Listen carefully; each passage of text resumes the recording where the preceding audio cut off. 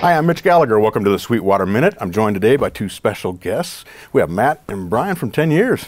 Glad to see you guys, man. Thanks for coming in. Yeah, thanks. They got me sitting way across the room, so I can't shake hands with you. We'll virtually shake hands, yeah. Yeah, it's good to be here. Thank you for having us. Right on. We're happy to have you here. You guys are gigging in town. We are. Got a gig tomorrow night, is that right? Tomorrow night, Pierre's, yes. Yeah, Yes. right. Great place to play. Yes. And then you're out until pretty much Christmas. We have a slight, I'd say, week and a half break before we go back out with Chevelle until basically Christmas, yeah. Right. And as we're filming this, the new album, How to Live as Ghosts, has been out for 3 weeks, 3 weeks? 2 weeks. Something like that. A couple weeks now. And the first single, Novocaine, is out and Yes. on YouTube and getting tons of views and things. Yeah. You guys Starting to see the reaction finally. People are getting it now. Right. It's nice to have it finally out because we finished the record in May. And wow. then you just kind of hurry up and wait. And Right. we So- obviously wrote it before we recorded it, so we've had the material for like a year. Right. Right. So tell us a little bit about that process. How do you guys go about writing an album? This time around, our process over the years has varied.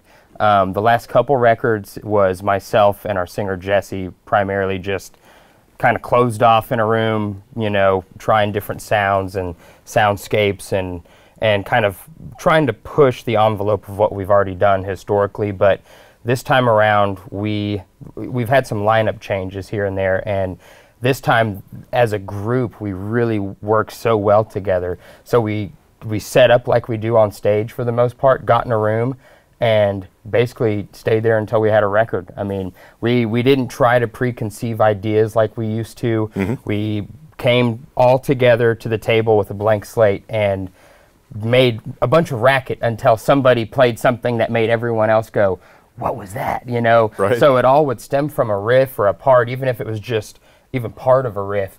And then musically, we would just dive in. And honestly, I mean, we were finishing songs in like 20, 30 minutes. Musically. Yeah, musically. And Right. the vocals, that's a whole different ball game. Just Jesse, our singer, he's really Meticulous would be a good word. yeah, meticulous, and every word counts. And so that process, you know, can start either with lyrical concept, or most of the time it's just melodies first, you know, and we just build it from that. But this record was fun and relatively painless to make. Right. So one of the differences with this record is that for the past few, you guys were self-producing, but for this one, you brought in Nick Ruskalenix to work with you. Did you start working with him during that writing process, or was it later when you went into the studio? I think he did come in towards the end of the writing process. We had a meeting with him and kind of go over everything, and he definitely told us where he was interested and told us the things he thought we could do better. So we took that into account, I'd say, a little bit towards the end of just finishing up the demos and getting all the ideas together. I mean, we've been so inside of our own heads for the past few records that it took a little, you know, a little adjustment period to be able to accept someone from the outside telling us, hey, that riff sucks, that don't even waste your time with that, you know? Right. But really, I mean, I welcomed it because I produced and mixed the last couple, and trying to wear all the hats to a certain extent was pretty stressful. Sure. And this time around, having someone else basically really steer the ship. And the good thing about Nick too is when we first met with him, he had the most concise vision for this record from day one, whereas we were still kind of floating along. We were writing too, so writing, and you get a little lost inside. It's a little of it. force for the trees kind of thing at a certain point, and it's nice to have someone come in and kind of guide you a little bit because they're not as precious about it as you are. You know? And plus, you got to kind of remember when you're making records, we're obviously making records that we want to be happy with, but you're making music to give to people and to connect with people. So to have somebody else's point of view instead of your own is helpful, I think, in that aspect as well. Sure, it's a different perspective that they bring into it. Yeah, because we're at the end of the day giving it to people. So Right. having somebody else's opinion, that lets us know if we're on the right track or not in that regard. Right. When you go into the studio, what's the process then? Do you have a demo you work from? Do you go in and all record at once, or do you layer the parts up? Well, this is the first time we've ever done it like this. Nick really, he prioritizes pre-production more so than any producer we've ever worked with. So the first, few weeks at least of the process was just us in a room playing the songs. we were kind of recording as we were going, but not the real recording. It was just kind of demos so we could listen back. But he was literally in the room with us, headphones on. He had a drumstick he would carry around and play air guitar on it and sing into it, air drum. He was literally an extra member of the band. He was totally hands-on, but his process was, it's really based on pre-production and getting us to play together and figuring out what works in that context. Then when he basically says, okay, I feel like we're ready to record, I mean, that was only a couple weeks. We just flew through it because we had been playing so much. We recorded the whole record in what, like 3-4 weeks maybe? Which is working fast. Pretty quick. Right, right. One of the differences that I hear listening to the new music is, to my ears, it sounds a bit more open, like maybe you aren't layering quite as much stuff into the tracks. Talk a little bit about that. Where was that decision made? Nick wanted us to make, kind of in his words, a more abbreviated and a more deliberate and vulnerable record. We historically like to do huge vocal pads with multiple harmonies and over-the-top guitar tracking, and there might be only 2 guitar players, but there's like 5 guitar parts happening to create this all-encompassing sound, you know? Sure. So we have the tendency to overthink and want to put a lot into the production and a lot of textures and layers. And Nick, from basically day one, was like, we're not doing that this time. There's something about the way you guys sound when you just play as a band without all the textures, you know, and especially with Jesse's voice, his voice, he's got such a sincere vocal tone that if you affect it or if you add too much to it, you take some of that sincerity away. Right. And he was really deliberate about us not doing that. One of the interesting things is that, for me, one of the hallmarks of your music, going all the way back, is that you have dramatic dynamic shifts. You go from very soft, quiet kind of parts and breakdown almost parts to, you know, obviously very heavy parts as well. And in this case, you still manage to maintain the size of the tracks. It still sounds really big, but without adding all those layers. Did you change your guitar tones or your approach to the guitar tracks to achieve that? I don't think consciously, no, but you know, me coming back into the band, and him and I have played guitar together since we were 14, and we have completely kind of different styles, so that's just kind of where we naturally balance things, and without adding, like you said, all the extra layers, it just lets what we were doing anyways kind of just show through. Right. One of the neat things about playing guitar with Matt and writing together is that we don't even talk about the song, we don't discuss our parts.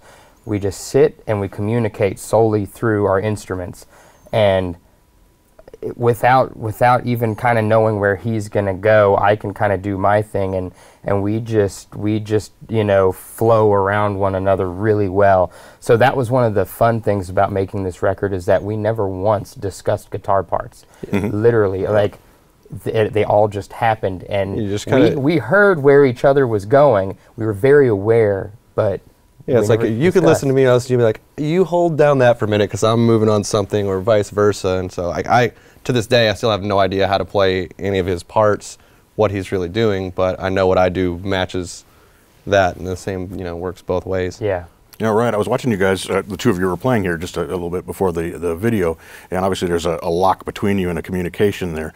But you're not just like some bands, everything is you have 2 players and they both play the same thing. But you guys are kind of doing interlocking parts and making things, you're orchestrating things, if you will. It's very rare that we're actually playing. There's a couple spots where obviously you want just a big rhythm and we'll lock up, but it's, you know, 5-10% of a song if it happens usually. There's such an emotional pull that you can get out of the music when the guitars do a dance together, and they, you know, I mean, there's a lot of notes on that neck, on that fretboard, right? And if we can play the correct ones at the same time, that blends with the vocal to create something that, I mean, we really push for our music to have a certain emotion to it, and a certain, at times, darkness, and having the ability to play melodic instruments, you know, there's so much possibility there. Sure. Which is also helped by, you know, having Chad writing on bass with us, because he's an amazing guitar player that actually moved over to play bass when I came back.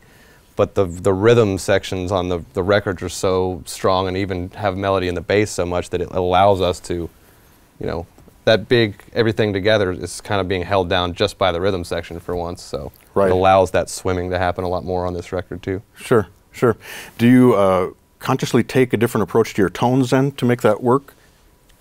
I think they're just naturally different. We just naturally have completely different tastes, and like we're two totally different guitar players. Like he likes the big kind of, correct me if I'm wrong, the big kind of just scooped metally Metallica sound, and I'm more likely to be playing a Jazz Master through a Class A amp that's very, you know, bright and full and mid-rangey. So just when you put them together, it ends up making one larger sound because they're kind of tonally different.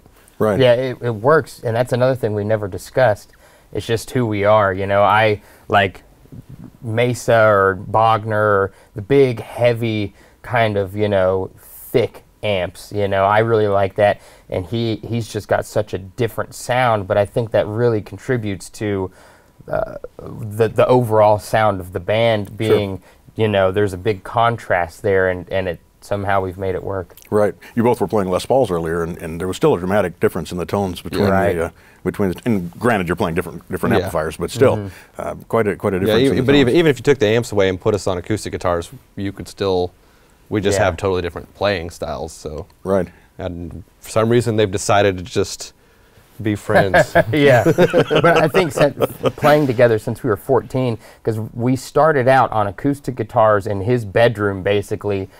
Just playing for fun, and so even though the styles are drastically different, we know how to lock still, you know, which is cool. Right. I like because we'll sometimes write something, or he'll write something, and Chad said it yesterday. He was trying to play something, and he just couldn't catch the rhythm of it. And I was like, dude, that is classic Vodinh. Why can't you get that? Right. So to me, I like, oh, I know where he's going with this. Right. Yeah. So does the fact that you're also a drummer figure into that rhythmic approach? Yeah, it's an interesting thing because on drums, I've always been told that I'm not a drummer's drummer. You know, even our drummer now, Kyle Mayer, he's very technical and very, very proficient. He's technically a much more savvy drummer than myself.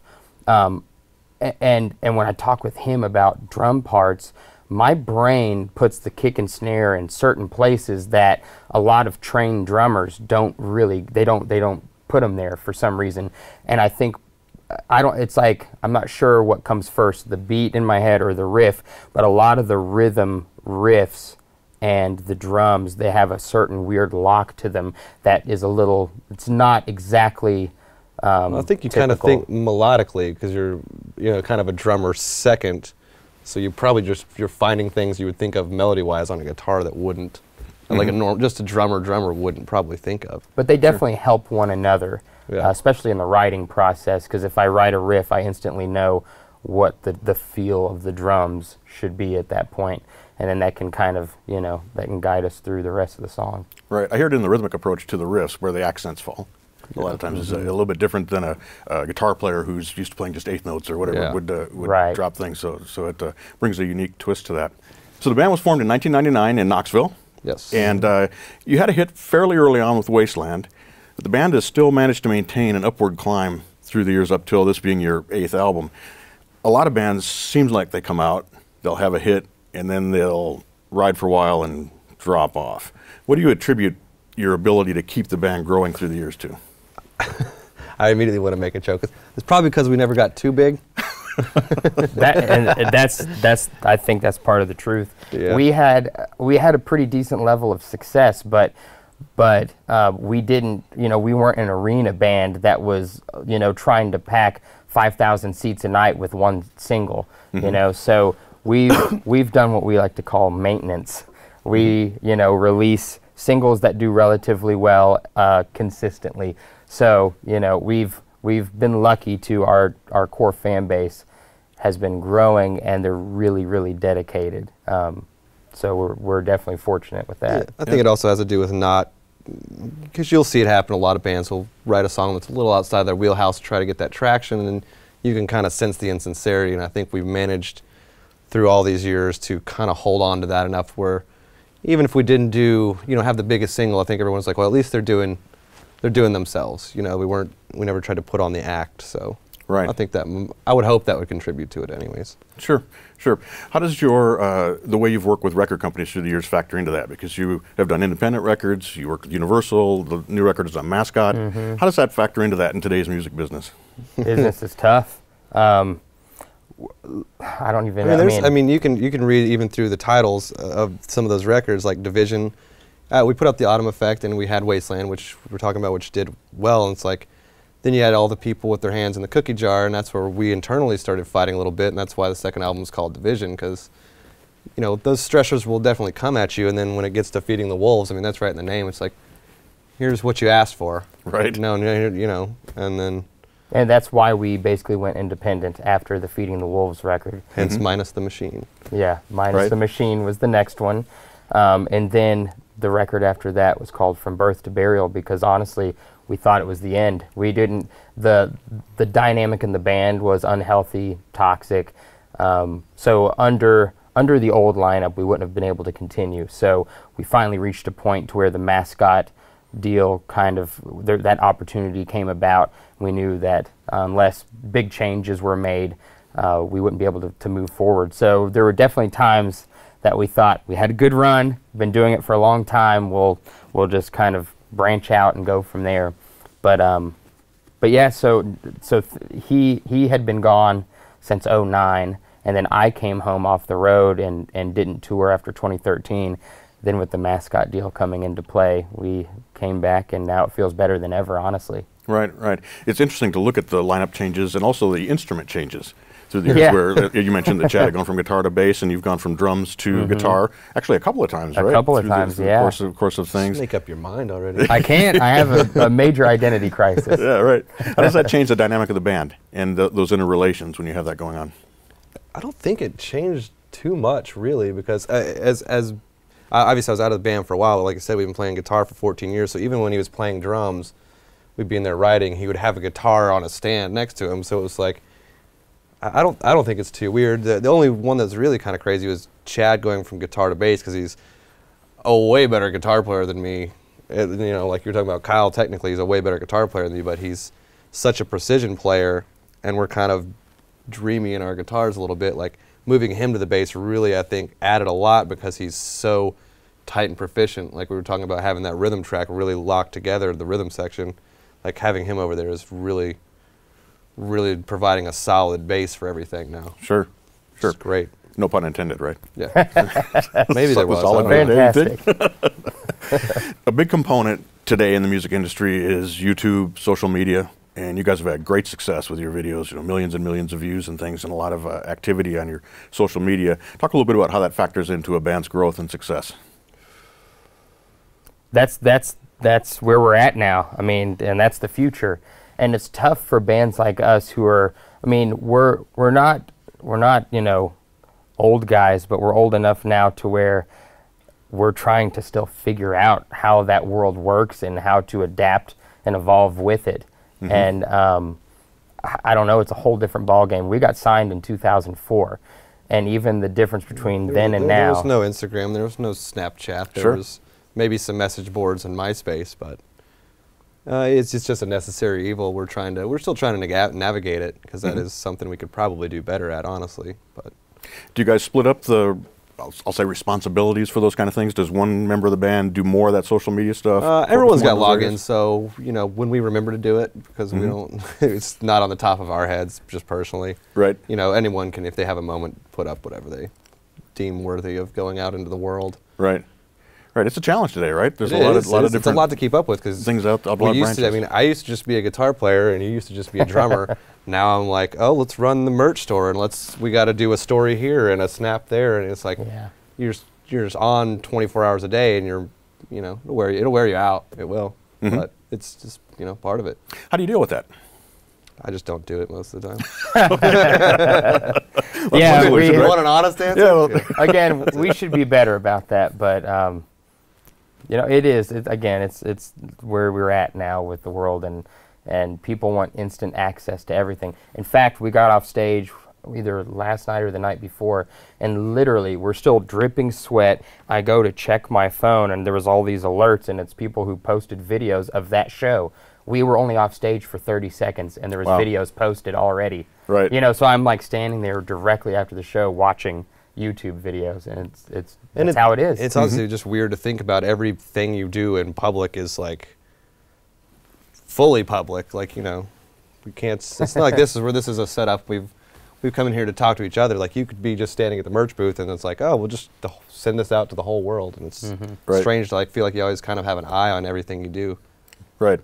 Right. Very different. But you still have to keep your focus on the music and the performance and crafting new songs and all the things you guys do so well. All right, so guys, thanks so much for coming in. Yeah, thank Congratulations on the success of the band, the tour that's going on now. The new album is out, and the single Novocaine is just out as well. And we'll look for more great stuff from you in the future. Awesome. Appreciate you coming in. I'll reach across. Oh, appreciate it. Thanks, guys. Yeah. Thank you. Thank you. And thank you for joining me for the Sweetwater Minute. I'm Mitch Gallagher.